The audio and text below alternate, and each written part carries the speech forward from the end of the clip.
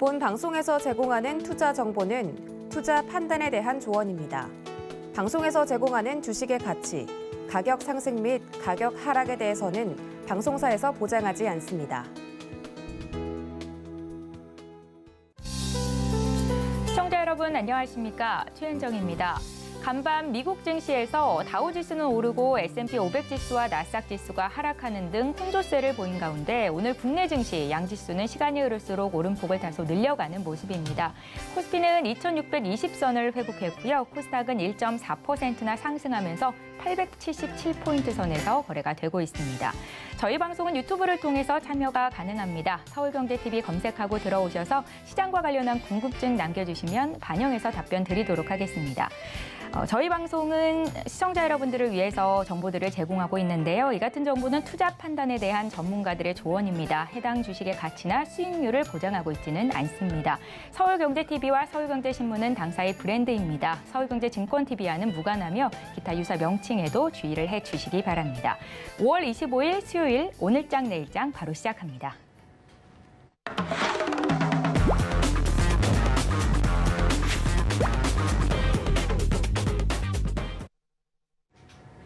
이 시각 보도본부부터 시작해 보겠습니다. 문다혜 기자와 함께합니다. 어서 오세요. 안녕하세요. 예, 오늘 어떤 헤드라인 들고 오셨을지 화면으로 함께 만나보시죠.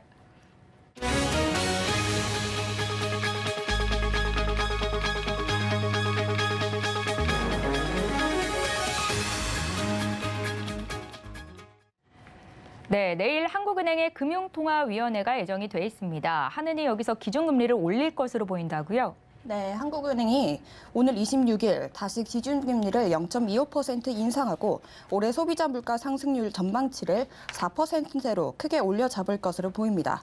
금통위는 지난달 14일 기준금리를 0.25%포인트 높였습니다. 만약 26일 회의에서 다시 0.25%포인트 인상이 결정이 되면요. 2007년 7월과 8월에 이어서 14년 9개월 만에 처음 기준금리가 연속으로 2달 오르는 셈입니다. 전문가들이 한 달 만에 추가 인상에 무게를 두는 것은요. 인플레이션 압력이 그만큼 심각한 수준이기 때문입니다. 지난달 소비자 물가지수는 작년보다 4.8% 뛰었습니다. 2008년 10월 이후 13년 6개월 만에 최고입니다. 경제 주체들의 강한 물가 상승 기대 심리도 문제입니다. 5월 기대 인플레이션율은 3.3%로 2012년 10월 이후 9년 7개월 만에 가장 높았습니다. 미국의 추가 빅스텝에 따른 한미 기준금리 역전 가능성도 기준금리 인상 전망의 주요 근거로 꼽힙니다. 연준은 22년 만에 빅스텝을 밟아 정책금리 목표 범위를 0.25%에서 0.50%에서 0.75에서 1.00%로 인상했습니다. 이에 따라 한국과 미국의 기준금리 격차는 0.50에서 0.75%포인트로 크게 줄었습니다.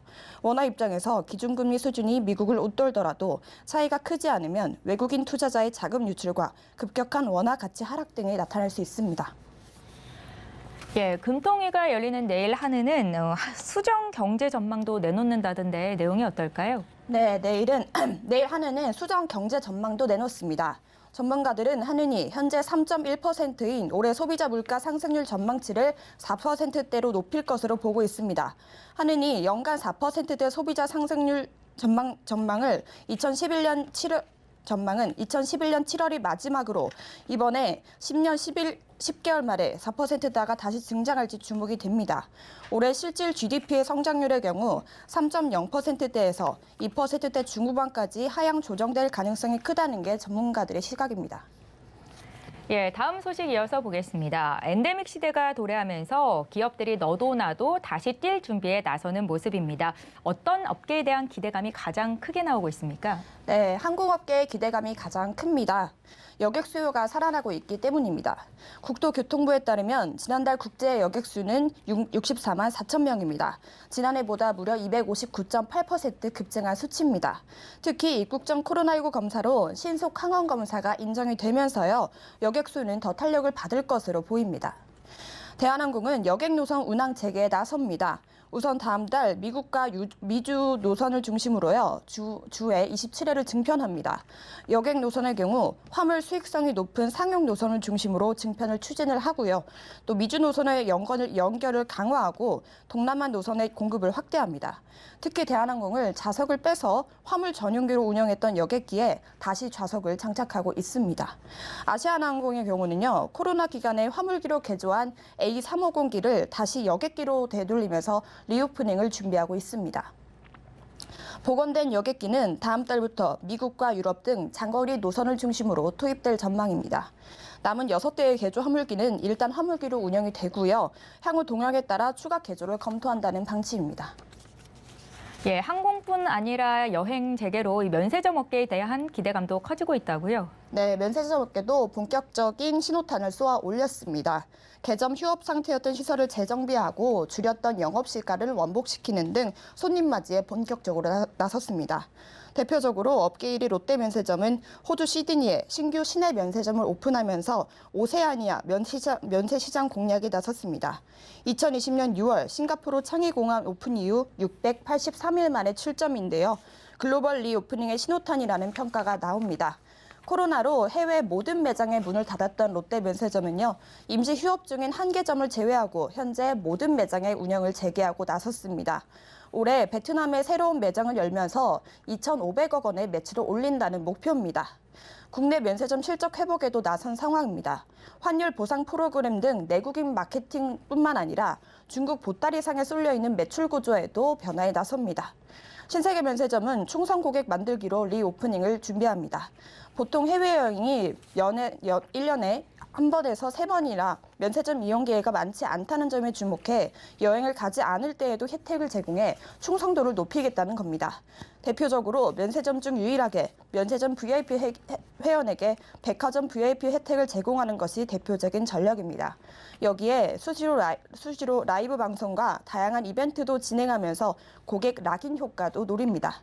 면세점을 가고 싶은 공간으로도 조성하는 전략도 내놨습니다. 이를 위해 최근 대대적인 리뉴얼도 진행했습니다. 네, 이번에는 새 정부의 정책 소식으로 넘어가 보겠습니다. 정부가 청년, 신혼부부용 최장 50년 만기 모기지론을 내년에 도입하기로 했다고요? 네, 금융위원회가 청년과 신혼부부를 위해 최대 50년 만기 초장기 모기지 상품을 내년 출시하기로 했습니다. 2030 세대의 내 집 마련 기회를 확대하기 위한 조치입니다. 현행 보금자리론과 적격 만기 대출인 만기는 각각 10년, 15년, 30, 40년입니다. 이 가운데 만기 40년은 청년 및 신혼부부 대상입니다. 금융당국은 청년과 신혼부부의 경우 만기를 최장 50년까지 늘려주는 상품을 내놓을 계획입니다. 이를 위해 올해 상품 설계와 시장 수요 조사를 통해 시행 방안을 마련한 뒤 내년 상품을 출시한다는 방안입니다.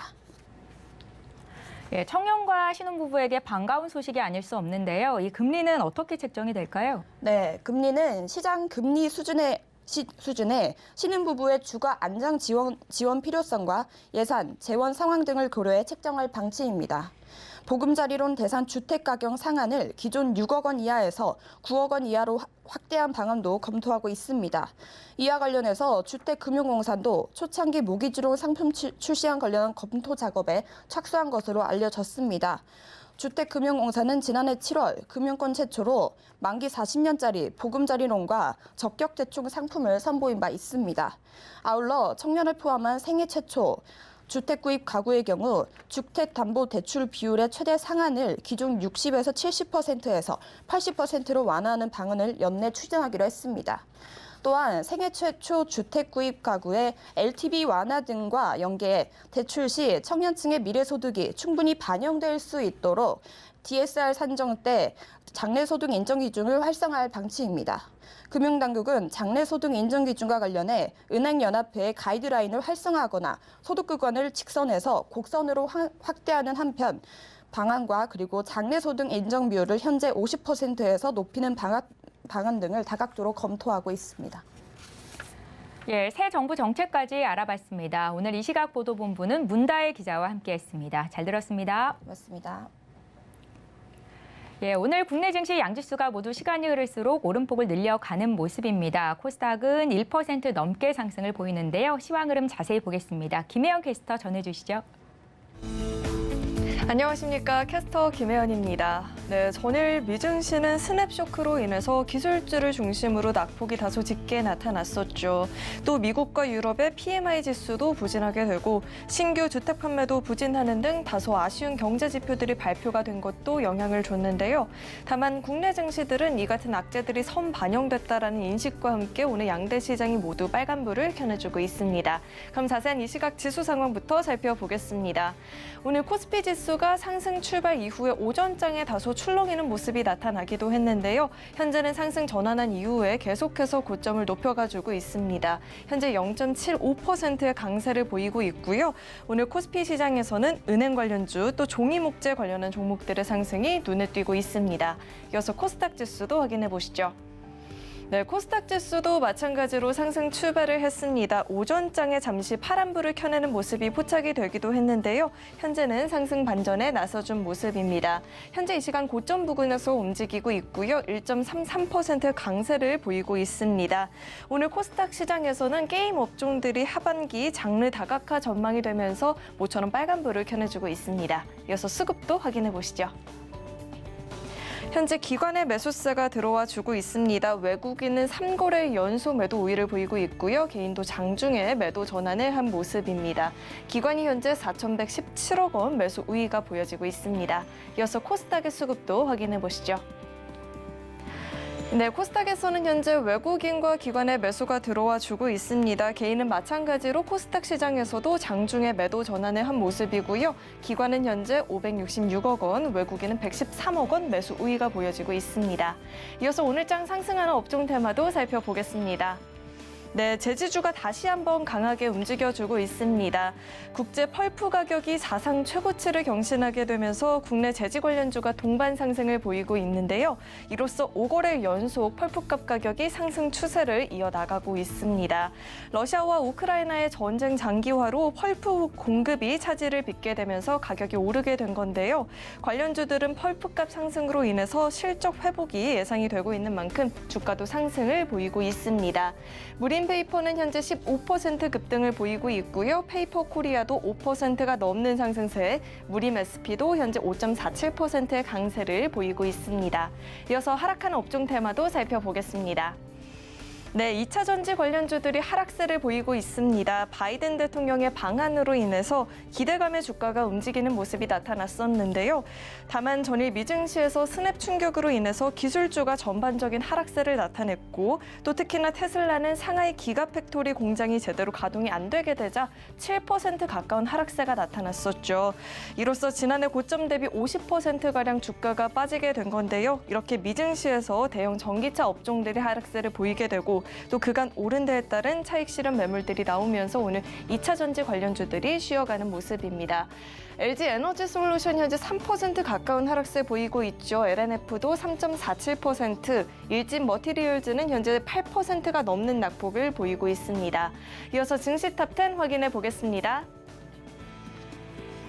네, 삼성전자와 SK하이닉스가 동반 상승을 보이고 있죠. 삼성전자가 향후 5년간 반도체, 바이오 IT 등 미래 먹거리 분야에 450조 원을 투자한다는 소식이 있었습니다. 카카오와 네이버도 전일 나스닥 급락에도 불구하고 오늘 동반 상승을 가져가 주고 있습니다. 이어서 서울경제가 뽑은 특징주도 확인해 보겠습니다. 네, 셀트리온이 올 1분기 수익성은 낮았지만 하반기로 갈수록 수익성이 개선될 것이란 기대감이 나오고 있습니다. 또 트룩시마도 안정적으로 성장하고 있다라는 분석이 나오면서 오늘 7% 가까운 상승을 보이고 있습니다. 신테카 바이오는 삼성전자의 벤처 투자 전문 자회사인 삼성넥스트가 이스라엘 뉴라라이트에 투자했다라는 소식에 강세를 보이고 있고요. 화일약품은 독일 정부가 대마의 일종인 카나비스를 의료용으로 표기할 수 있게 하는 법안을 추진한다는 소식에 관련주로 묶이면서 상승세 보이고 있습니다. 네, 그럼 먼저 네이버부터 살펴보도록 하겠습니다. 네, 네이버가 드디어 반등에 나서준 모습입니다. 2거래일 연속 52주 신저가를 또 새롭게 기록하는 모습이 나타났는데요.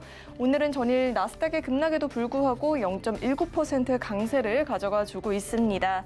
그동안 너무 저점이었다는 인식과 함께 반발 매수세가 들어오고 있는 건데요. 다만 네이버의 임원들이 스톡옵션 행사를 를 하고 있기 때문에 주가가 하락을 할 수 있을 것이란 아쉬운 전망도 나오고 있는 상황입니다. 현재는 26만 7천 원대에서 거래가 되고 있고요. 다음 살펴볼 종목은 한네트가 있습니다. 네, 미국을 비롯해서 각국 중앙은행들이 조만간 중앙은행 디지털 화폐가 도입될 것이란 전망이 나오게 되면서 대표적인 디지털 화폐 관련주인 한네트가 주가 강세 보이고 있습니다. 장중 한때 14%가 넘는 급등이 보이기도 했는데요. 현재는 0.88% 오른 9,210원에서 거래되고 있습니다. 마지막으로 살펴볼 종목은 대한제당이 있습니다. 네, 대한제당이 인도의 설탕 수출 금지 소식에 오름세를 기록하고 있습니다. 주요 외신에 따르면 인도 정부가 올해 설탕의 수출량을 1,000만 톤으로 제한한다라고 이야기를 했는데요. 관련주인 대한제당이 현재 15% 가까운 상승을 가져가 주고 있습니다. 네, 지금까지 증시 탑10 확인해 봤습니다.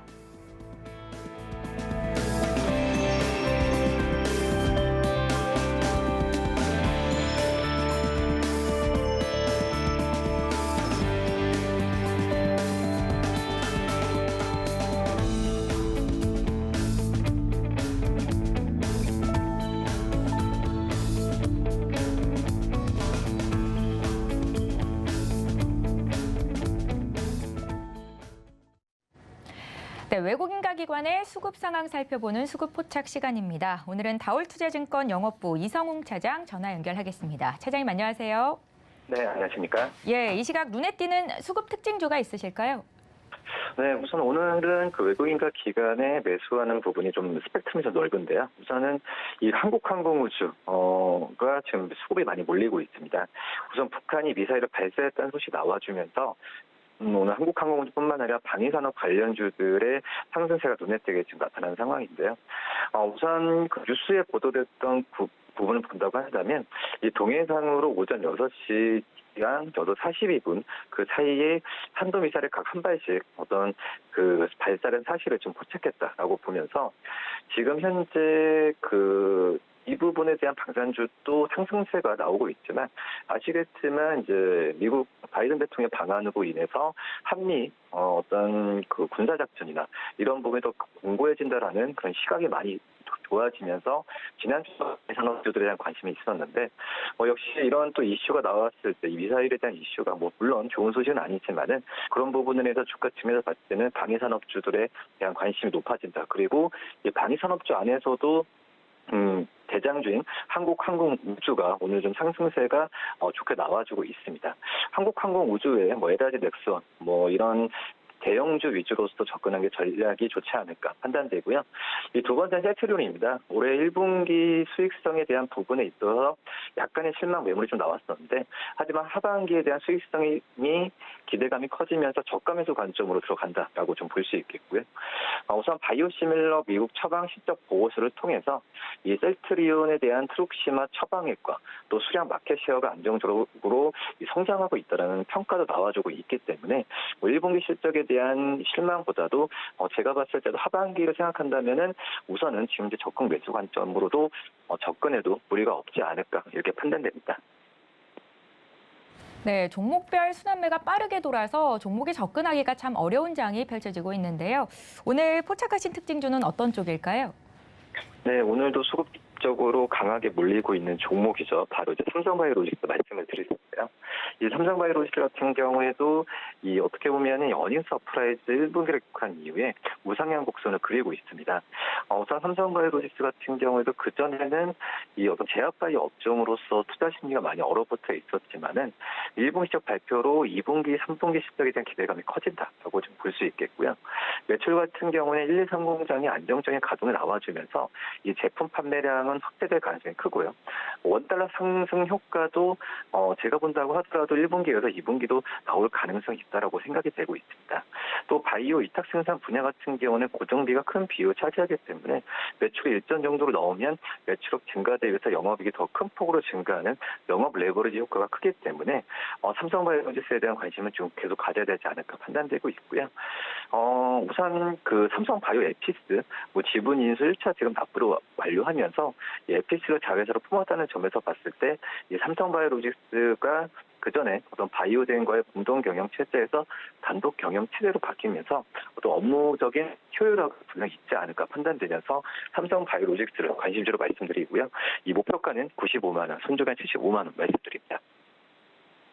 예, 삼성 바이오로직스에 대한 투자 전략까지 자세히 짚어봤습니다. 다올투자증권 영업부의 이성웅 차장과 함께했습니다. 잘 들었습니다. 네, 감사합니다. 예, 저희 마켓 로드맵으로 이어가겠습니다. 시장을 주도하는 업종과 이슈에 대해서 심층 분석을 해보는 시간이고요. 오늘 골드스타이셋의 박철민 이사 연결합니다. 이사님 안녕하세요. 예, 안녕하세요. 예, 국제 펄프 가격이 사상 최고치를 기록했다라는 소식이 전해졌습니다. 저희 제지 관련주 투자 전략까지 여쭤볼 텐데요. 먼저 글로벌 펄프 가격의 최근 급등세 어느 정도 수준입니까? 예, 그 산업통상자원부가 공개한 원자재 가격 정보에 따르면 5월 말 미국 남부산 화력수 펄프 가격은 톤당 940달러로 집계가 됐습니다.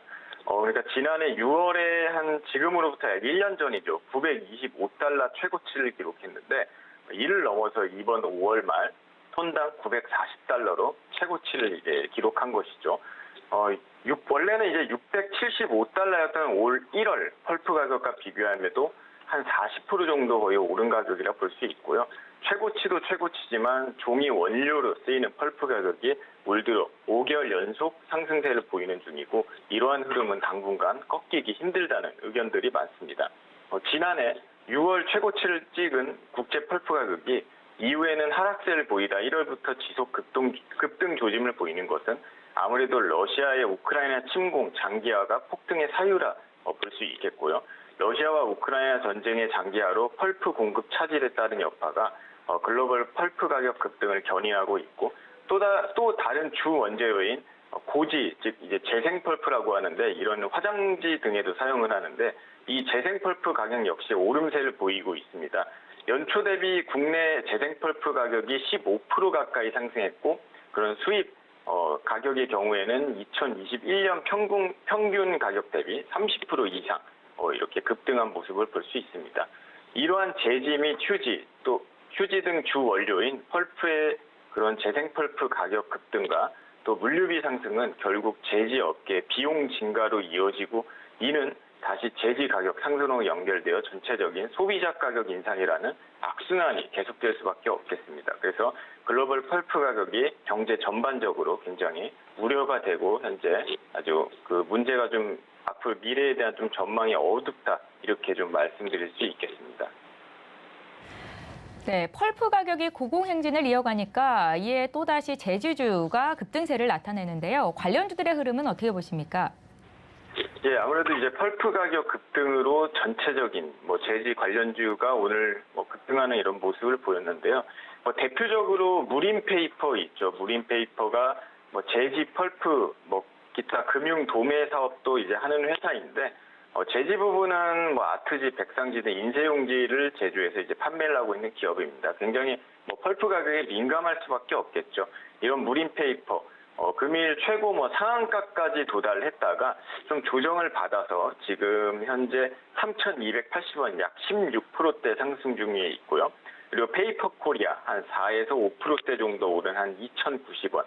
무림 PMP 5,100원대까지 상승했다가 현재는 한 조정을 받아서 3, 4%대 오른 약 4,600원대 이제 거래가 되고 있고요.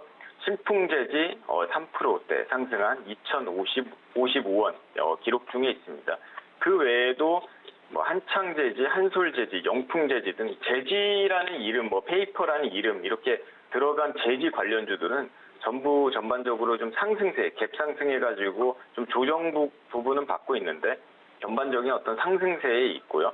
우리가 이제 보통 생각할 때 펄프 가격 인상이 되면은 당연히 비용 상승으로 수익성 악화가 되기 때문에 악재로 작용이 돼가지고 오히려 주가가 떨어져야 되는 거 아니냐 이렇게 이제 생각할 수 있는데 늘 그렇죠. 현재 이런 어떤 기대 인플레이션이 적정 수준보다 더 이제 오른 상황에서 제품 가격 인상으로 자연스럽게 연결될 수밖에 없다는 게 이제 좀 현실인 것 같습니다. 그래서 중간 원자재, 즉 펄프 가격 인상분보다 최종적인 소비자의 그런 가격 상승분이 더 높게 측정이 돼서 오히려 기업 입장에서는 수익성 강화가 될 수 있다는 생각이 투자 수급 쏠림으로 나오고 있고 금일 전반적인 제지주들 상승세로 그런 연결되는 모습 이렇게 볼 수 있겠습니다.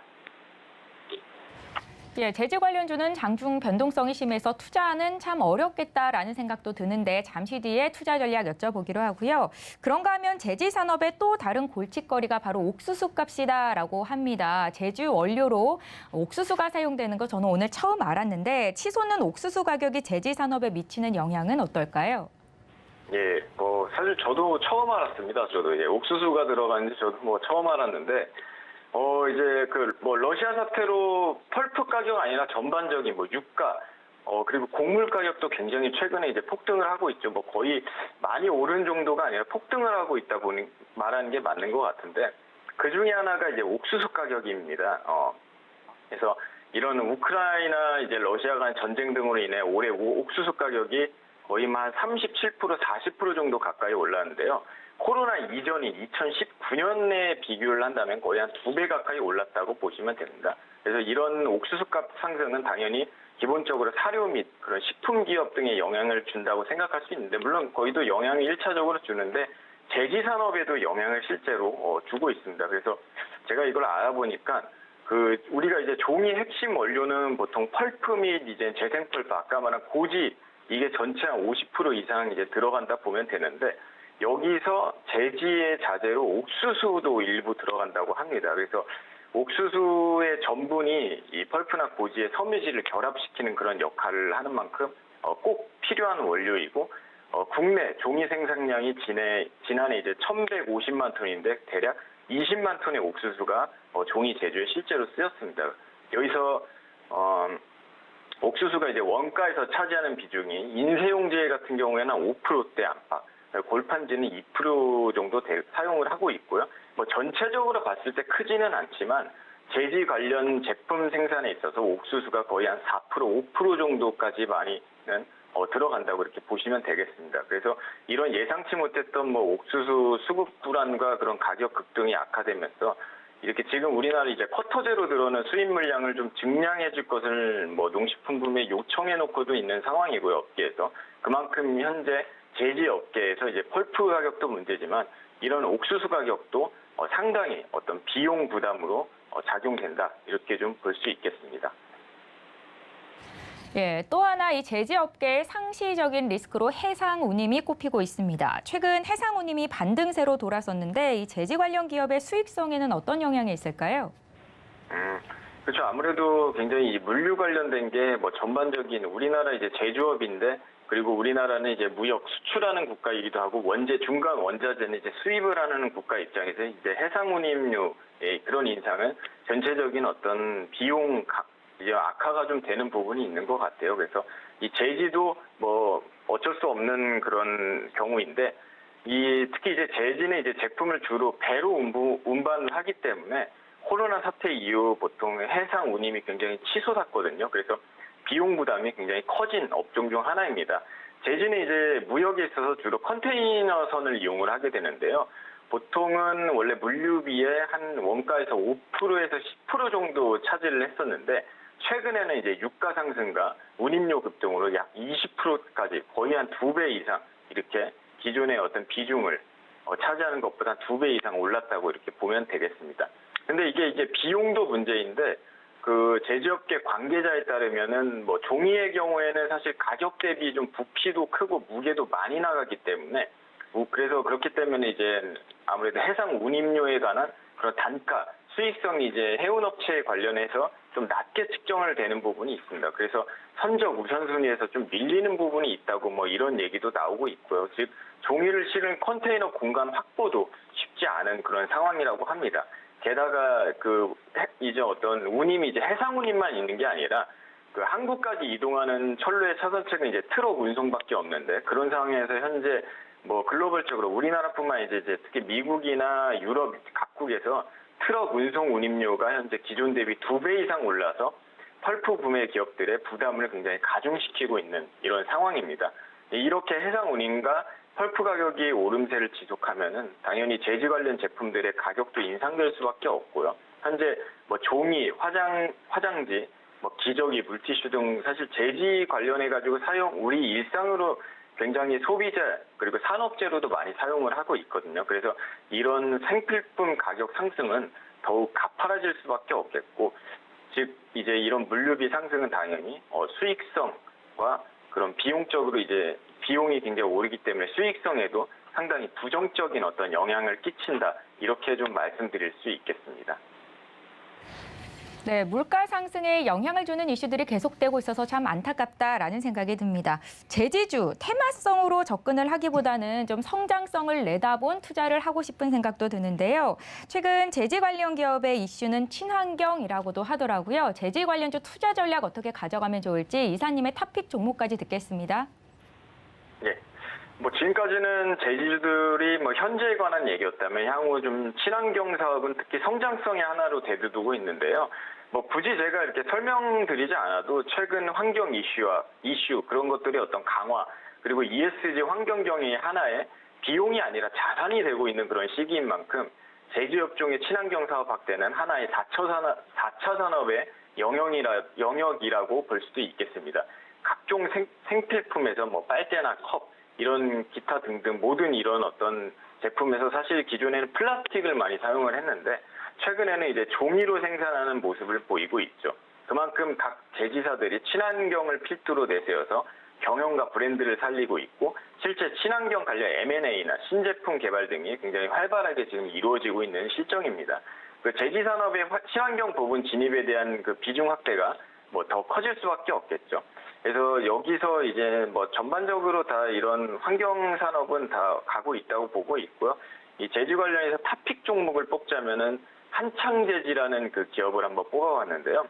한창제지는 뭐 마닐라 판지 및 백판지 제조 기업으로 주요 사업 분야는 특수산업용지와 일반 산업용지를 생산하는 그런 제지 산업 파트가 있고요. 그리고 친환경, 생분해성 바이오매스 원료 및 제품을 생산하는 친환경 사업 부문으로 이렇게 두 파트로 나눠집니다. 즉 이미 이제 이름은 이제 제지이긴 한데 제지 플러스 친환경 파트를 둬서 오래전부터 실제 친환경 관련된 사업을 영위하고 있는 기업이라고 볼 수 있겠습니다.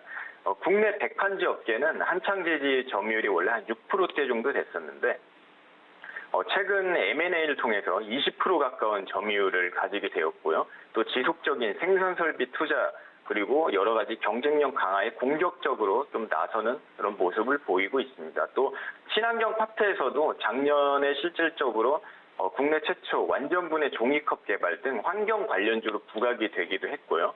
계속적인 R&D를 통해서 친환경 사업의 상용화가 현실적으로 이루어지는 기업이라 할 수 있겠습니다. 또 주가가 현재 저점에서 이제 박스권을 형성하면서 상승 턴어라운드를 밟기 위한 어떤 흐름을 좀 보이고 있고, 또 연속 흑자 기업인 만큼 성장성과 안정성, 그리고 친환경적 미래 가치를 담았다고 할 수 있겠습니다. 그래서 저점을 현재 이루고 있는 상황에서 굉장히 좀 매력적인 어떤 기업이 아닐까 생각을 하고 한창제지를 탑픽 종목으로 드리도록 하겠습니다. 예, 제지주 투자 전략까지 여쭤봤습니다. 오늘 마켓 로드맵은 골드스타에셋의 박철민 이사와 함께했습니다. 잘 들었습니다. 감사합니다.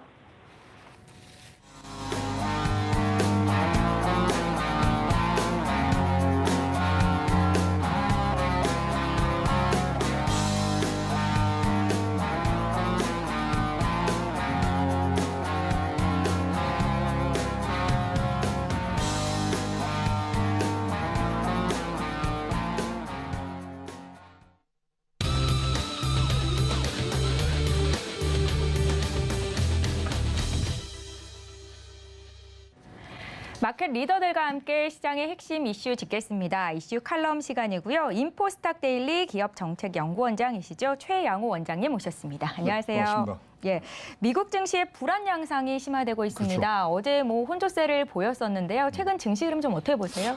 최근에 굉장히 재미난 이 SNS에 댓글을 봤는데요. 쌀 시장에서 나주댁이 죽을 쓰고 있다. 어떻게 해석하시겠어요? 쌀 시장이요? 네. 나주댁은 나스닥인가요? 그렇죠. 예. 정확하십니다. 쌀 시장이 이제 미국장인데 우리가 아름다운 미자를 쓰지만 일본에 가면 쌀 미자를 쓰잖아요. 네네. 그래서 쌀 시장이 미국 시장이고요. 나주댁은 나스닥인데 거기가 뭐 굉장히 죽을 쓰고 있죠. 그래서 지금 뭐 보면은 다우지수가 100년 만에 8주 연속 하락을 했고 S&P도 7주 지금 연속 하락을 하고 있는 굉장히 지금 부진한 상태에 있는데 그럼에도 불구하고 이것이 지금 이제 뭐 상황들을 놓고서 설왕설래가 많습니다. 네. 뭐 6월 달에 이제 올라간다 만다 이제 이러는데 어쨌거나 현재 상황에서 우리가 기준으로 얘기했을 땐 S&P 500이 20% 이상 빠졌거든요. 그럼 이건 기술적 하락장의 시작이라고 볼 수가 있죠. 그러는 가운데 다수의 기관들이 이제 비중 확대보다는 중립적으로 이제 가야 된다는데 지금 보면요. 그 2001년 이후에 기관 투자자들이 갖고 있는 현금 비중이요. 최고로 높습니다. 그러니까 주식시장에 안 들어가는 거예요. 그래서 잘 보시면 이 유통량이 굉장히 지금 적어졌어요. 그래서 과거에 이 유통량이 적어지다 보니까 조금만 움직여도 지수가 굉장히 크게 변하는 그런 상태가 지금 있고요.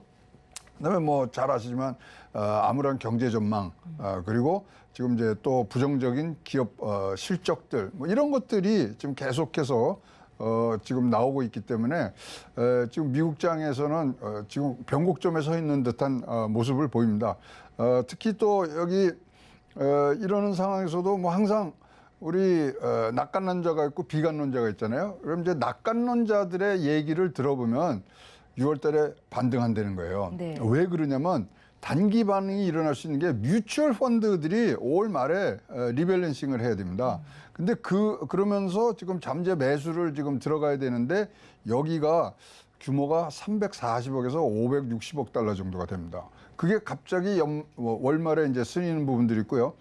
같은 맥락에서 지금 국제 연기금들 있죠. 일본, 노르웨이 뭐 이런 데서도 지금 400억 달러 이상의 리밸런싱을 지금 5월 말에 해야 되기 때문에 일단 단기 반등은 가능을 하고요. 네. 지금 뭐 이제 이번 주에 계속해서 굉장히 중요한 숫자들이 나오죠. 5월 25일 날 이제 미 FOMC 전달에 있었던 거 회의록이 나오고요. 26일 날은 1분기 GDP 수정치가 나옵니다. 그리고 27일 날에는 진짜 중요한 개인 소득 지표 PCE가 나오기 때문에 이것들에 대한 조정이 끝나고서 과연 경제가 뭐 나빠지는 것들은 알지만 우리가 예상한 것보다 덜 나빠진다고 생각하면 단기 반응은 가능할 수 있는 그런 토대들이 양측의 그런 어떤 주장들이 지금 엇갈리고 있는 그런 상황이라고 보여집니다. 예. 미국 증시 기술적 하락장의 시작이다라는 말씀 주셨고 이번 주 주요 경기 지표 일정까지 짚어주셨습니다. 특히나 이제 기술주들이 끝모를 추락을 이어가고 있는데요. SNS 기업인 스냅의 주가가 급락하면서 기술주 폭락을 이끌었다고 하더라고요. 저는 이거 참 이해할 수가 없어요. 스냅이라는 게 원자재가 들어갑니까? 무슨 뭐 인력이 더 들어갑니까? 인플레하고는 굉장히 무관한 그런 뭐 기술주였는데. 여기가 느닷없이 안 해도 될 예정이 없던 실적을 공시를 해버립니다. 2분기엔 이럴 겁니다. 예. 그럼 매도 먼저 맞는 게 낫다고 그래서인지 모르지만 그러고 나서 주가가 40% 떨어졌어요. 야, 이건 뭐 이 진짜로 인플레가 여기까지 미치는 영향이 지금 확대됐는가? 이 의문점을 남긴 거죠. 지금은 뭐 공급난이라든가 원자재 이런 것들 때문에 이런 제조업들이 지금 굉장히 고생을 하는데 플랫폼 사업을 하는 아무런 원가가 그렇게 크게 지금 변동이 없을 그런 스냅까지도 지금 움직이느냐. 자, 내용들을 보면 온라인 광고가 이제 매출이 이제 급감을 했다는 얘기들을 합니다. 그래서 스냅만 빠진 거야? 분명히 이제 앞에 메타나 알파벳도 분명히 이제 동시 하락이 있을 거다. 그러면서 지금 오늘 코스닥이 4%, 3%까지 지금 빠진 그런 영향이 됐고요. 결국은 이제 스냅 측에서 발표한 게 인플레가 지속되고 금리 인상이 강화되며 공급망이 지금 붕괴되고 있고 플랫폼 정책 변화 등에 기인해서 우리가 2분기 전망치를 이 상단과 하단이 있지 않습니까? 하단 맨 끝자락에다 갖다 놨습니다. 야, 이게 과연 진짜로 경제 전반의 인플레이션이 이제는 침투를 한 것이라고 판단을 한 미국 시장의 그런 투자 형태가 나타났는데요. 좀 기다려봐도 좋을 듯한 부분입니다. 이렇게 많이 떨어질 부분들은 아니기 때문에 저는 뭐 한마디로 얘기하면 예민 반응, 과매도를 했다 이렇게 보여집니다. 예. 한편은 이제 다보스 포럼이 열리고 있습니다. 전쟁과 경기 침체를 화두로 우울한 전망들이 잇따르고 있다고 하던데요. 원장님은 어느 부분에 좀 포커스를 두고 보십니까? 뭐 다보스 포럼 이제 대면으로 한 게 2020년 이후 처음인데요. 예. 제일 눈에 띄는 거는 뭐 첫 번째 연설한 연사죠. 졸렌스키 우크라이나 이제 대통령이 나와서 이제 얘기를 했는데요. 요번에 제목이 뭐냐면 전환기의 역사, 정부의 정책과 기업의 전략 이거였거든요. 그럼 이제 앞으로 어떻게 이제 나갈 건다 하는데 일단 강조된 게 복합 위기가 이제 장기화되고 있는 부분이고요. 사실 이제 진짜 문제는 식량이라는 거죠. 그래서 뭐 질문하신 그 답에 제가 답을 하자면 질문에 답을 하자면 식량이 가장 제 눈에는 띄었다. 네. 뭐 러시아 우크라이나가 지금 아시는 대로 세계 밀에서 28%, 그다음에 보리는 29%, 옥수수 15%, 그다음에 해바라기 육 같은 75%를 지금 하는데요. 한 번 식량 문제가 생기면 이거는 일단 최소한 2년짜리입니다. 파종과 수확을 한 번만 건너뛰더라도 2년짜리가 되기 때문에 지금 그런 위기가 진짜 우리 옆에 오고요. 또 눈에 띄는 거 하나는 이제 코인 얘기를 많이 했어요. 예. 그러면서 이 스테이블 코인에 대해서 피라미식 다단계 사기다. 뭐 이런 정도까지 지금 얘기를 하는 부분들인데 일단 기초적으로는 경기 침체에 대한 뭐 이것이 장기화되는 데 대한 우려가 굉장히 지금 많이 있고요.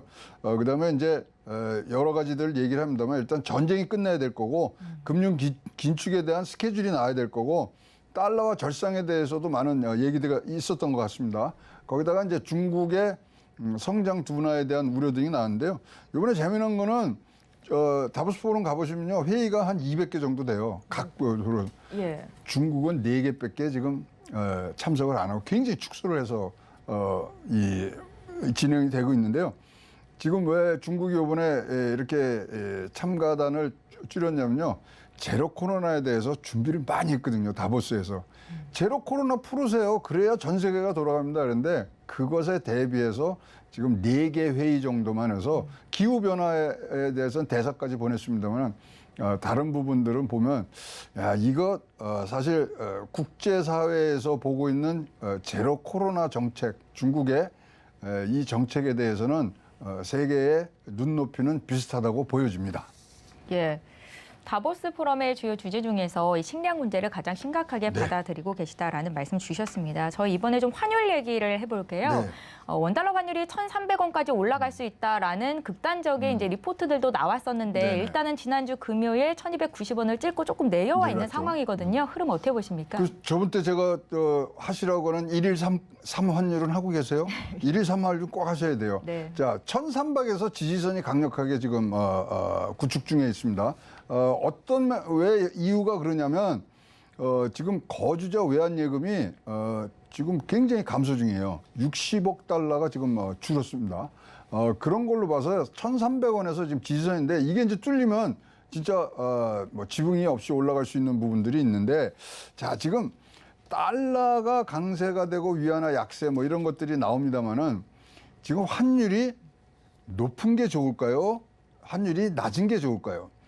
자, 환율이 우리나라 정책의 기조는 환율이 좀 높아서 수출이 잘 되게 한 거였지 않습니까? 예. 근데 지금은 전 세계 99% 나라에서는 환율을 지금 저환율로 갖고 있습니다. 자기네 나라의 이 통화 단위를 강하게 만들려고 그러는데 딴 게 아니라 인플레이션을 막기 위해서입니다. 예. 그래서 지금 우리가 과거에 써왔던 그런 고환율로 인한 수출 증가보다는 지금은 지금 뭐 우리나라 뭐 금리도 올리고 있습니다만은 조금 우리가 안정적으로 인플레이션을 대응할 수 있는 부분들로 지금 가고 있기 때문에 자 1,300을 넘기는 지지선을 뚫지 못하도록 지금 분명히 노력을 할 것 같고요.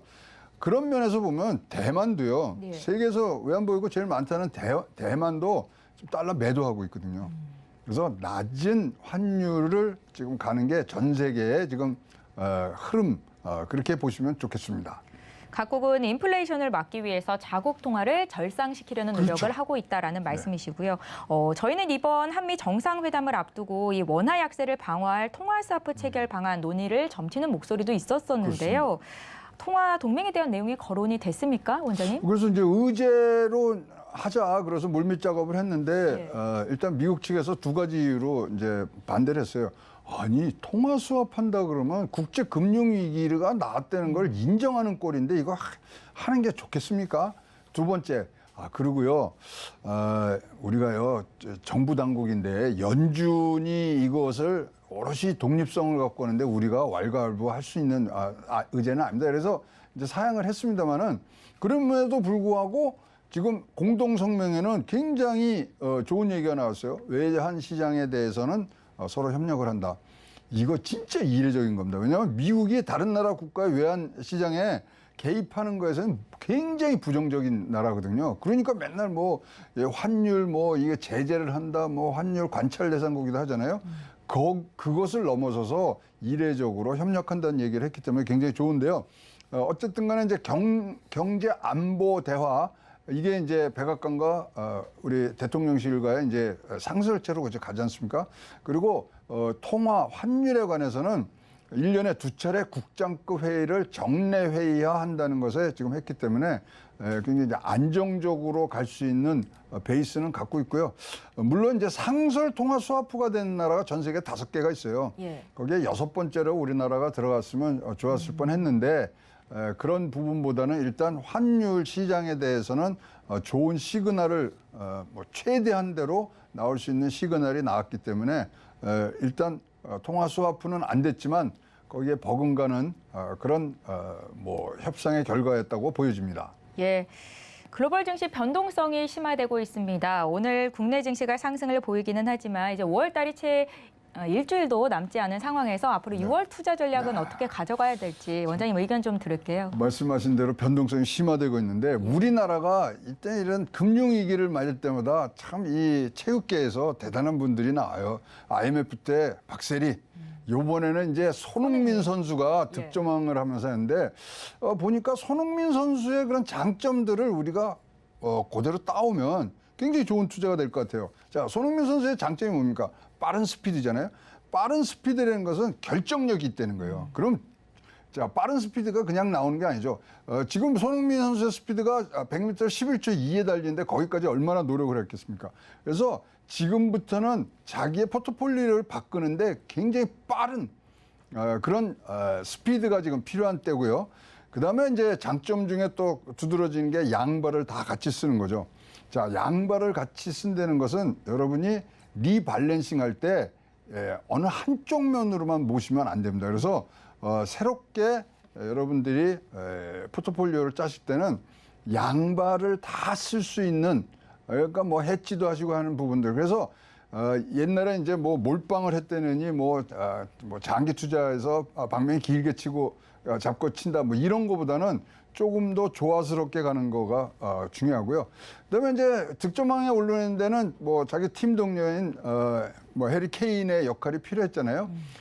그런 걸로 봐서는 여러분이 어떤 지금은 굉장히 전문가들의 눈높이에서 보는 선관이 필요하기 때문에 전문가적인 의견을 내실 수 있는 분. 옆집 순이 엄마가 아니에요. 옆집 순이 언니 와서 이거 참 좋다, 이거 올라간대, 이게 아니라 차트로 보여주면서 또 추세를 보여주면서 하는 파트너를 꼭 이번 기회에 다지시고요.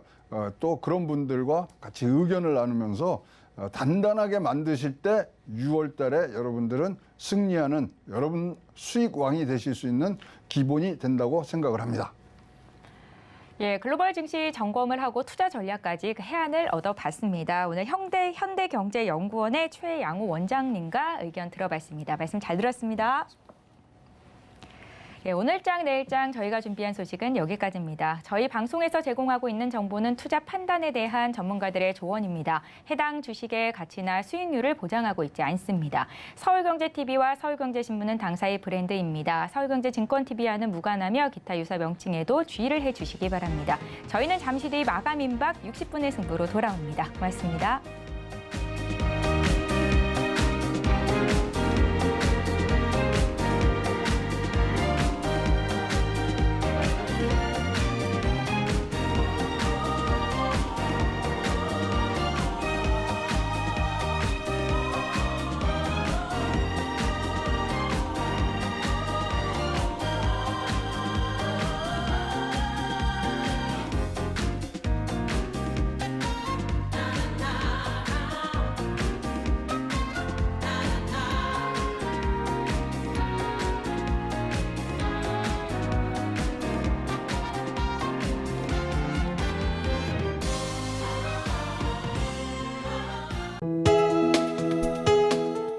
본 방송에서 제공하는 투자 정보는 투자 판단에 대한 조언입니다.